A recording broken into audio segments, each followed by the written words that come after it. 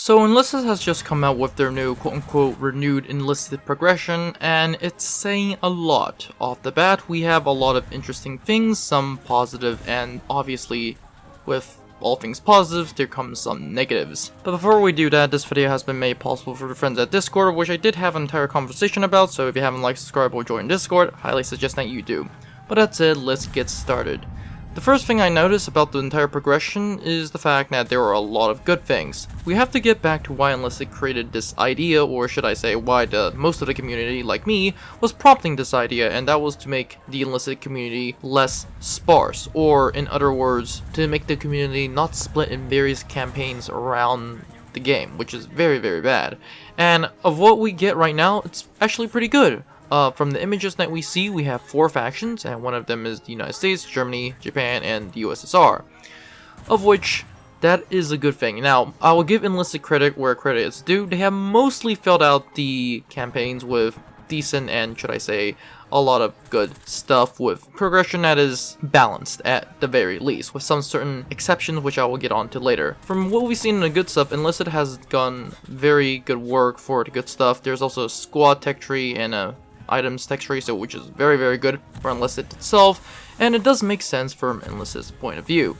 Now, obviously there are going to be bad stuff, and the first thing I would like to say is I have no idea why Enlisted decided to literally put the USSR all the way up to rank 9, because after rank 9, there's nothing after rank 10 for the USSR, and they also put the damn Fedorov at rank 8, where the Germans got the MG15, the Carly 39, and the ZH29.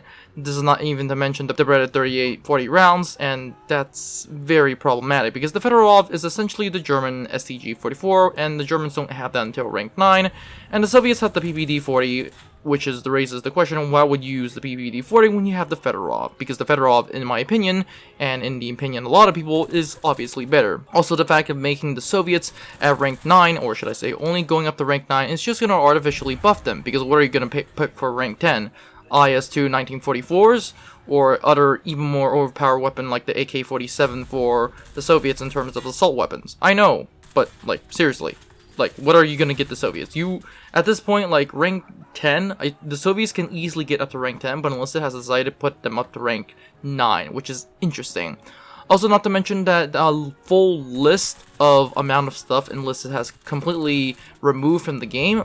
There is at least 40 or something weapons and vehicles, more particularly, which is pretty bad, because there's a lot of weapons that it services Enlisted. Of course, there are other tanks and planes such as the Bf-110, and there are a lot of variants of the Bf-110, one in Tunisia, and you really shouldn't be getting the exact same variant, well, should I say a different variant, with the exact same weapons, so that's interesting. But it is safe to say that as of right now, Enlisted is going to be giving us nothing new, and unfortunately they're going to be taking some stuff away, so that's going to be interesting. Now going on, the reaction from the player base is quite also interesting, in the sense that half the people that I met supported it, while the other half completely hated it, which makes sense, because as of right now, Enlisted is in a sort of phase in which wherever it goes is going to make people mad, and coming from the perspective of the naysayers, I would have to say that Enlisted is taking a few steps back. Of course, people have claiming Enlisted is going to turn into War Thunder, and to my expectation,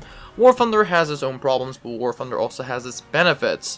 One of the facts is that War Thunder player base is not that split. And in my opinion, as of right now, Enlisted is heading in the right track. I just hope that we see a lot of improvements as the game goes on, because as of right now, this entire list that we're seeing, the future tech tree list, we essentially do not have the full view, because this is essentially a rough draft. What Enlisted needs to do is to give us the full draft, and then we can decide on whether it's good or bad. But that said, hold on to your horses, stay in tune with the Enlisted news, and let's hope for the best for Enlisted. Have a great day, guys, and I'll see you in the next one.